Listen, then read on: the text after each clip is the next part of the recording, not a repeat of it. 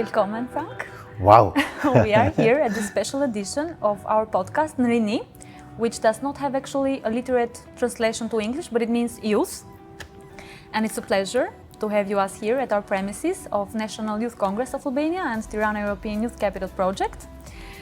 And to have this conversation with you, reflect on your broad experience in Albania and the region, because you have been acting as a former director of Friedrich Ebert Stiftung in Tirana and Pristina as well.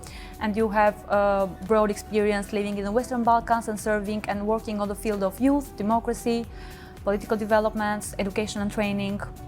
So thanks so much for finding the time and being here with us today. So what a better way than to start this conversation with you now. It's going to be a very chill conversation, I can say, because we really want to get a grasp of your reflections through your work in Albania and with young people, and we want to share those stories with our audience. So you have been surrounded by young people for over 15 years, living in Albania and working for Friedrich Ebert Stiftung and other organizations here. And I want to ask, what's an impression first you can share with us from young people's energy in Albania? And what's an impression that you can share with us from your honest work with young people through various developments throughout these years? First of all, thanks that you invited me and took over the risk to make an interview with me first. And so now, it was not that I came to the Balkans to make youth work. I decided to focus on youth work. There were some other things too, because of the youth I found. So this is important. So I really thought and I saw there is potential. So, and on the other side, I saw how destructive the environment for youngsters here in the region meanwhile became. Might be I'm sounding like Brother Karl Marx, but I don't have a beard. But capitalism in the form which came here was really destroying a lot. Youngsters saw from one day to the other the windows of the world where they can have everything, and they wanted to have it, but they couldn't get it. So the point, the development, the growing into a new system, the time was not given. So the youngsters were thrown from one moment to the other in this situation by a parent's generation which was not able to handle it quite well, from my point of view. Your education system is not your fault, but the fault of your parents, and they made it. So, and I saw, as I said, I saw this environment, and on the one side and on the other side, these great youngsters whom I met in all the countries, by the way, in all the countries. And so, yeah, it was clear that this is then the topic, yeah, for me. And of course, I'm somehow touched by that. It is now 54 years ago when I started to work with youth work, fighting for a youth center. Fighting for a youth center in my little village. What still is ongoing here. Fighting for a youth center, fighting for space for youngsters, and so on. And I believe throughout the time, a lot of things have changed. But what I'm curious also to know from your experience is that sometimes we perceive institutions and organizations to work on certain values and missions that they set forward as role models or as inspiring actions for young people. But throughout your experience in Albania, have you noticed young people becoming actually the role models, young people setting those values and acting towards them? Yeah, of course. Now this was, let's be a bit more generally. You cannot copy something, put it into another framework, really believing that this is a nice picture as well as the original. So the art of the story is you have to extract the main cornerstones for a principal thing, but the whole frame, the model, will be an original one. Otherwise, it doesn't work. So, of course, let's take the National Youth Congress. My model was the German Bundesjugendring. But of course, I could not say, okay, let's do it like that, by many, many reasons. Yeah? But the principles, neutral, all interest, one voice, common interest, all these things I could bring on the table and discuss with the youngsters. And I saw that then there was developed the Albanian model, which even cannot be the Macedonian model or the Kosovo model. It is the Albanian model in your framework, with your youngsters, with your background experience. So, of course, only an original. And to see that, this is the interesting thing. Yeah? And it worked. So, of course, then, those who have the leadership in something like that, and I'm talking about leadership, I never talk about leaders. We don't need leaders. We have too many leaders, or thinking or behaving like leaders. The leadership, the way how you share knowledge, how you share experience, and how you develop in common things. So this is great to see. And of course, people doing that become role models. Of course. And this is good. And of course, it is better than a role model from United States or even Dua Lipa or whoever. Yeah, everybody is proud on Dua Lipa. She is an Albanian. No, she is not. You grow up here and you are developing something. So people from the National Youth Congress, from the leadership as well as from the grassroots, they are role models because they are in the real environment of the youngsters and not in TV. Yeah? So it doesn't make sense to be a role model and a football player in Switzerland. Hey, or you also want to become a football player to go to Switzerland. But here, to develop something here, you need to be a role model for the people here. Yeah? So therefore, it is important, and of course, it will be the only chance. Role model from outside, not necessary, and they cannot be role model. I get that, and I resonate on that with you, because also now through our work at the National Youth Congress with the Tirana European Youth Capital title, we are trying to do just that.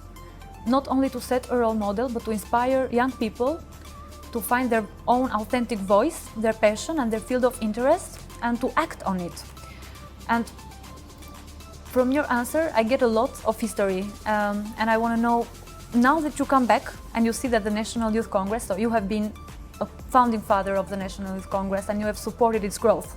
So now you come back and you see that we are undertaking this great endeavor, which is Tirana European Youth Capital, a full year of thousands of activities for young people. How does it make you feel? And is there something you notice different, or like what's the concrete growth you see in this history now that we are also implementing the Tirana European Youth Capital? If the size of my proudness would be somehow visible here, the TV screen would burst. Be frank, be sure. I was so proud. I was so proud to see that, so happy, because it was exactly that what I was dreaming of, not only regarding the youth work, but always when I did something on the Balkans, something to start which is sustainable, grows, and then even doesn't need me any longer. Yeah? So this is great. So you took the word father. Yes, National Youth Congress was my baby. And it was not the nicest baby at the beginning, believe me. Yeah?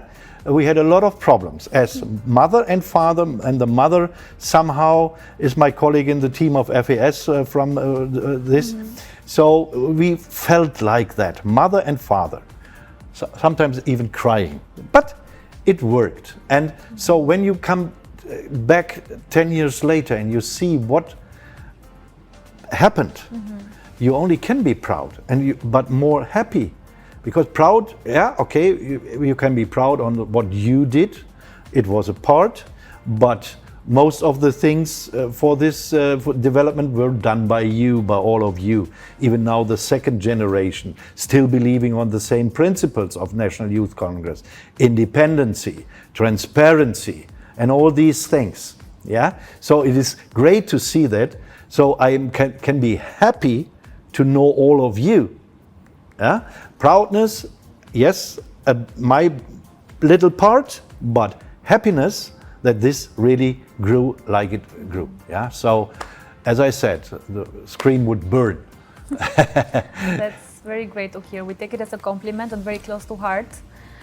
Because sometimes we don't realize the concrete work we are doing every day, but when you take a step back and when some time passes and you see and you look back, you can realize the concrete impact that this huge work is bringing for young people in Albania. So I think we also need a little bit of more time to grow and to see the concrete impact that it's bringing for young people in Albania, all this title and all this work. And going back to your engagement with the National Youth Congress, I believe you have worked on various fields of priority or fields of interest for young people, like education, democracy, training. From your experience, what do you think are the key priority areas where young people need to invest, but also where other stakeholders, institutions, or business community, governance need to invest for young people? So in Albania, I'm referring to our country here, but maybe you can also take reference from Kosovo or North Macedonia, where you've been living. Where we have similar situations, more or less. First of all, I think we have to convince youngsters that it is necessary to invest before you have a harvest. This is killed, as I said, somehow by this brutal money. Here I learned youngsters want to have everything and now. Yeah? The investment, also in your skills, but also something else, saving money till I have the money to buy a little car. No, we take a loan, 30,000, and buy a big Audi. Yeah? We cannot wait, we don't want to wait. Yeah?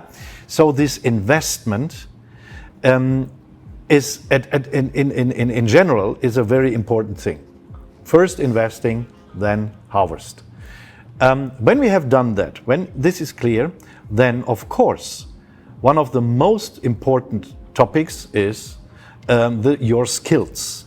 And I not only mean the skills for a certain profession, also, of course, but also the skills for developing your life.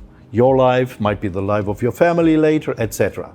To become a self-conscious person, with the ability of judging things, etc., etc. So what I saw here is an education system which makes you even more stupid than you were before you entered it. You learn by heart, and even you don't understand what is written in the text, but you learn it by heart. So you can tell me, not you, but many can tell me a text and don't understand what is meant with the text. Yeah? And I really have experience with that because I made assessment centers, questions, and so on. And the investment in your education is the most important thing. As I said, in this broad sense, not only in skill, but of course also in skills, since you have to see the youngsters now between 20 and 30, or between 15 and 25, doesn't matter. They all will be members of a European labor market in 10 or 15 years. So you are not any longer the experts only here in Albania, where you can be an expert only when you have the letters on your door. In European labor market, there are experts who learned it. And as long all the people think, oh, when we are in the EU, we can go to the EU. Sorry, the EU will come to you and will take your places, workplaces, because they have better skilled people. So what we do today and what you do today in investment of your skills makes you ready for entering the EU. This is my argument. Some people say, yeah, but then they will leave the country. Hey, people who want to leave the country do it with skills or without skills. No difference. But, sorry, the skills are needed for surviving in the next 40 years of your working life. Yeah, you are going to work till 65, plus minus. Yeah, so and this is an investment which is much more important than to have the next 2 years an old Audi, but big.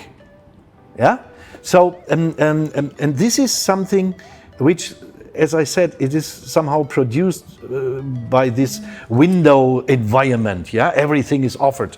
You can have everything. Yeah, and you learn an influencer who is successful is a millionaire, and so everybody is dreaming of becoming a millionaire in 2 years. And nobody, of course not, but many people don't think that they have to invest.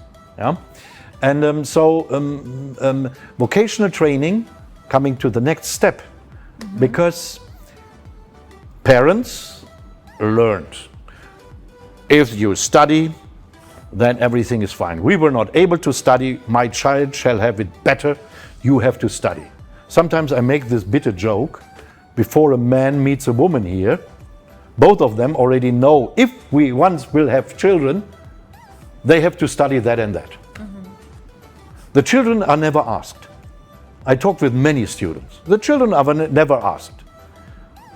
I, for example, I could decide. I made my 13-year school, so I could study everything, and I decided to become car mechanics because I liked it. So I became car mechanics. My parents were not really happy, but it was my decision because I was 18, so I could decide what happens with me.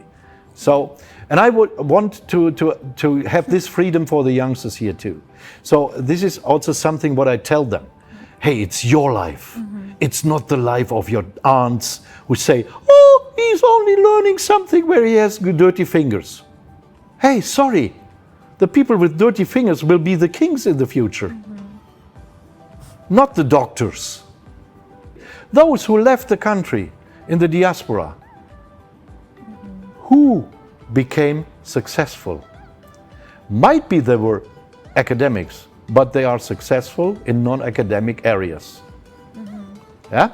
So every second Italian restaurant is run by an Albanian. Yeah? And they do it quite well. Yeah? And many of them have studied, but they saw, hey, there are so many competitors, I start that, or in other fields. Yeah. So and today, when you are looking for an expert in sanitary in Germany or in France, you have to wait 4, 8, or 12 weeks, and then you enroll a red carpet for him. Do you want to have a coffee? Please come in, because they are kings, and not the doctors writing the next study or being clever in other fields. Yeah. So what I mean is, we have to make clear first that there is no difference. There are not the better ones and the worse ones. I felt always proud as a car mechanic. I'm more proud on this training than on my studies later, believe me. It is not only said here for you. I'm really more proud on having done that. And I would do it directly again in my next life. So, because I learned much more for my life, much more in labor world. So, and I would have become rich if I had stayed there. Believe me, my car would be bigger, I would have a nice house, yeah? And so, handicraft, for example, in energy sector, in also in agriculture. Yeah? Meanwhile, we have people who really learned, farmers. Here, farmers learn exactly what the fathers did, or the grandfathers. Yeah?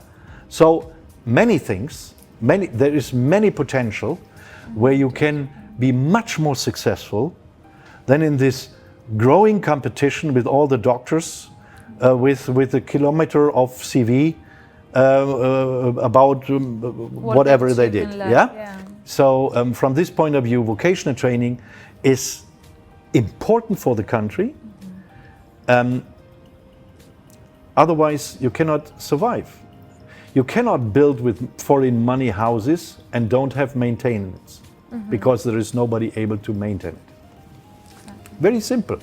You cannot build clothes, but when they have a mistake, you cannot let it repair. You cannot do anything. I had once a car which was not so well known here, and I had to sell it because they couldn't repair it.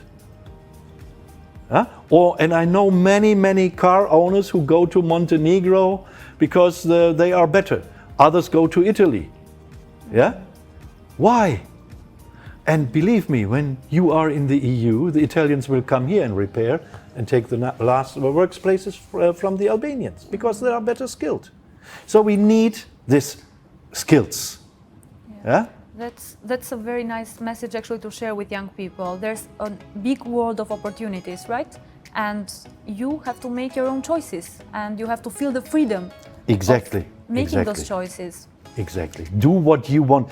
Do you know that most of the parents even don't know whether their children have a hobby or which hobby? They don't know whether they are willing to paint or to make music.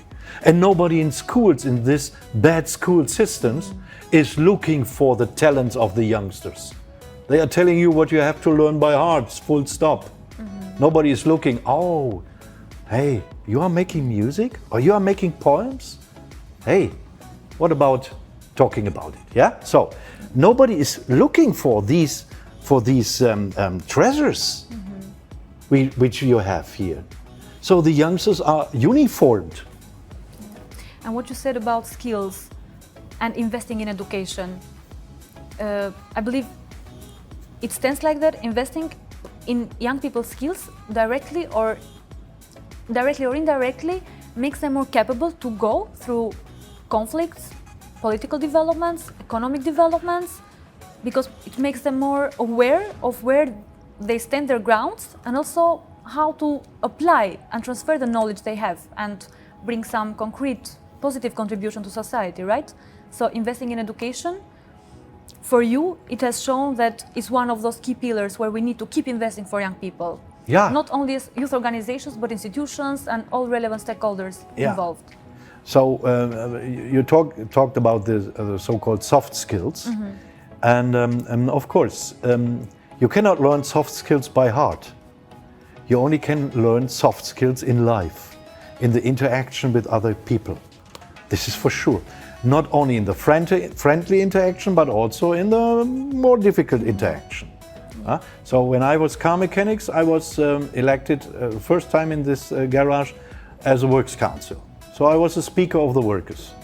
And believe me, we had a lot of trouble. But to solve the trouble was the lesson. And you cannot learn that by heart. This is sometimes, to be frankly, and maybe in brackets, a political scientist who make his master or a PhD in political sciences is not a politician. A politician really is somebody else who has experience, or develops experience in the interaction with people, making compromises, finding new ways with them, and not describing why it didn't work, what analysts can do quite well. Yeah. So and this is what I mean. And when I say that I had much more learned in my life as a car mechanic, in my training as a car mechanic, than in the university. Yeah.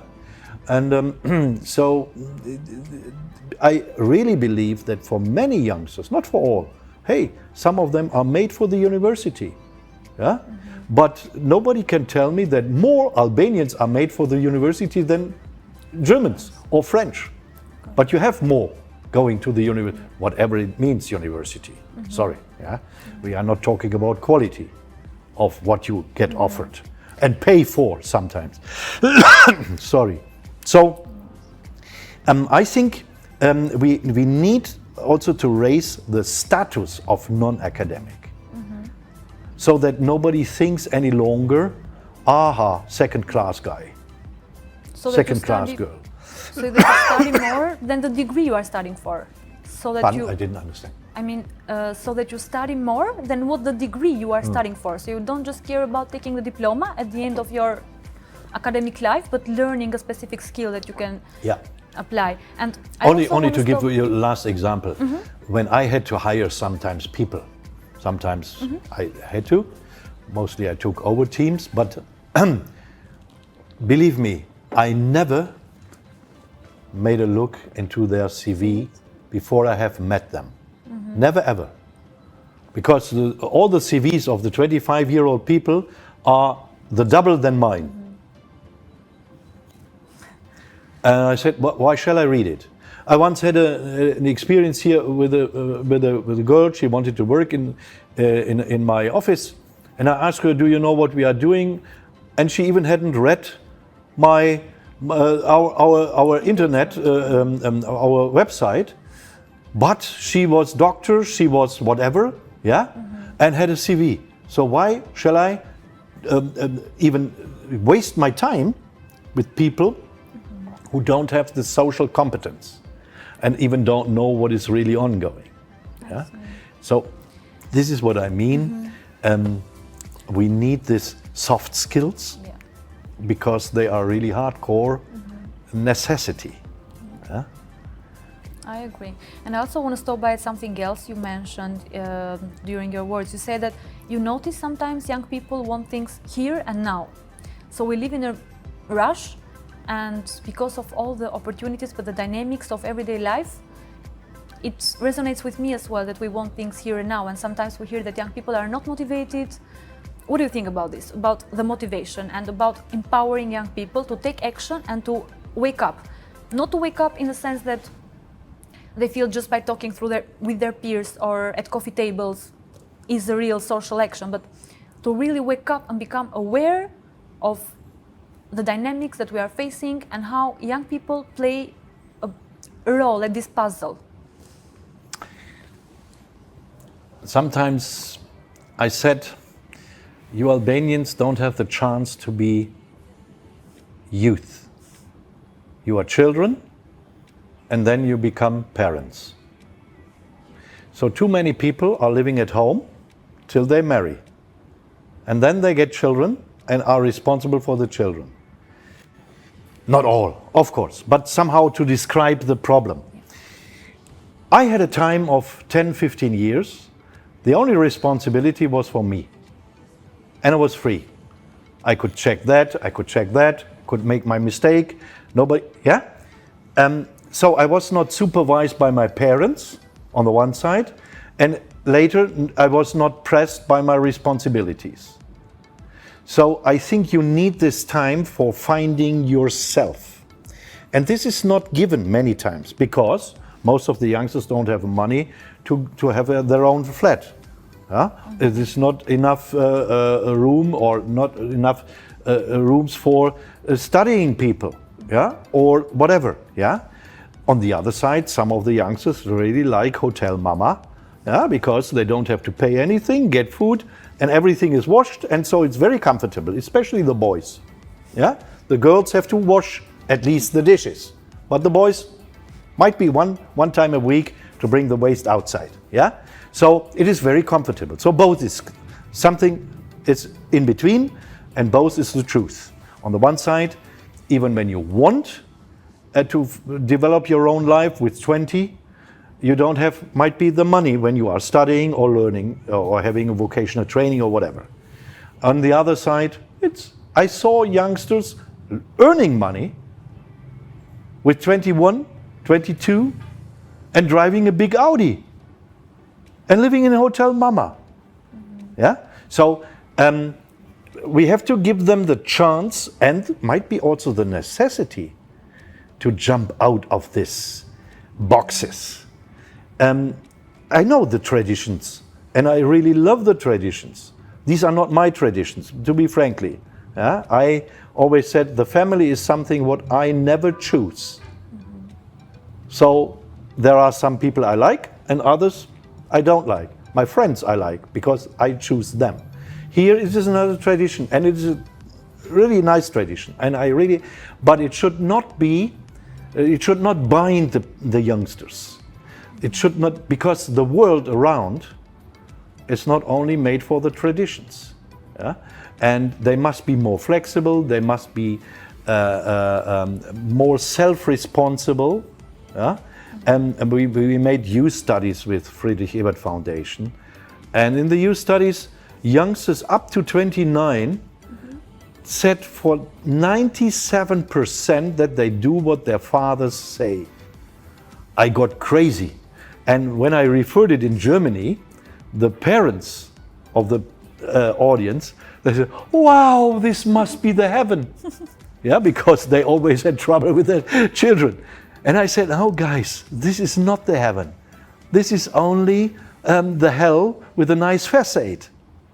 Because, hey, then first, there is too few things are changed, are developed from generation to generation. And the second is, they don't take over the responsibility they should. So from this point of view, we have to find a way that the youngsters get the wish to be more self-confident and more free. And then do what they want. And when somebody wants to paint, should paint. Why not? Yeah? So, and not everybody should become a lawyer. Sorry. Lawyer every 50 meters here. Yeah? Yeah. And when you put this situation in perspective with the Western Balkans region, now young people are facing many challenges, and also the COVID pandemic left its own consequences. The situation, the wars in Ukraine and what's going on recently impacts them. And sometimes it's maybe a wrong impression of mine, but it's like it causes divisions as well. Do you think, because we share a common history, we share common dreams and hopes, I can say, do you think there should be more regional mechanisms that connect young people in the Western Balkans and that pave the way towards European integration in a much more youth-friendly way? Without any doubt, of course. Hey, you must see, how many are you now in the Western Balkans, in all the 6 countries we are talking about? Still 16 million, or is it already going down to 15 million? So this means less than a quarter of Germany. So how do you want to become an influencing partner in the European Union? Each country with its own way, parallelly, mostly saying I'm better than the other one, fighting for the investment against the other ones, or having a common plan. A common plan and a common topics, what they want to do. Then they have a voice. Yeah, and now the power of the Balkan somehow is only geopolitical. Yeah, because they all know how somehow in this world Balkans is needed, but not because there are people speaking with a strong voice. The contrary. Yeah, so as less you are cooperating with the countries, as less you are the ones to determine your next future. This is for sure. This is for sure. And so, of course, from my point of view, it is needed to have a common economic strategy. But we are far away from that. We are far away from that. And of course, the other side is making big mistakes to make these unilateral things. Yeah? Both sides are silly, because we were much further when we were working much more closer together. The European Union has 27 different opinions, no common foreign policy on the one side, and the 6 Balkan countries, they speak with at least 7 languages. Yeah, so hey, this doesn't make sense. So of course, and this is still the same principle. Yeah, you can break the finger, but never the fist. So when the 6 would be together, they had a stronger voice. Very simple, of course. And we all know that the region lost important time through the Yugoslavian wars. In this time, the investment from Western Europe after 1990 surrounded the Western Balkans, till Turkey. So now, then, when you said, we are still here, everything was done. You will not get on the Balkans a big car company, because we have, in each country surrounding the Balkans, we have many factories, fabrics, from Ford to VW to Mercedes to Opel and so on. Hey, sorry, they will not come. So the big things will not come any longer. So what can we do as Balkans? Where can we find the niches? Where can we be interesting for the European Union? Also on the economic level. And not be, let's say, the second-class workers for the low-paid works. So, but this you only can do together. And young people, I believe, are the key drivers of this process, right? Absolutely. I think this is possible. Hey, I made so many regional seminars, and I was always excited how easy it was to bring them together. Yeah, and I didn't have to force youngsters, because I noticed that in the 21st century, more youngsters in my seminars never were in the neighbor country. And this in former Yugoslavia, where they didn't have neighbor countries in the whole region, Albania excepted. Yeah? So they were more stupid than their parents. Huh? With all the cars, with all the airplanes, with all that, most of them never had visited the neighbor country. So for them, yeah, for a Montenegrin, somebody from North Macedonia was a foreigner. And how quickly they became friends, or at least people who respected each other. Of course, the youngsters should be the driving factor. For them, it's much easier. Yeah? And they should not listen to the stories of their parents, how cruel the others were in the wars. Yes, they were. But this doesn't make a difference for you today and for you in the future. You only can work on a better understanding again. And this is your job as youngsters. Yeah? And not continue with the tradition of, and really believe me, this is the most important, to use your ability to start something new, because you don't have the package of the past. Thank you, Frank, so much for your words and for sharing with us your honest opinions. I'm really enjoying this conversation and I want it to last. But as time is running out, I have one last question for you. Maybe you can share with us a funny story or some memory from Albania through your experience here or with young people, if anything comes to your mind. Funny stories. It depends what it means, funny.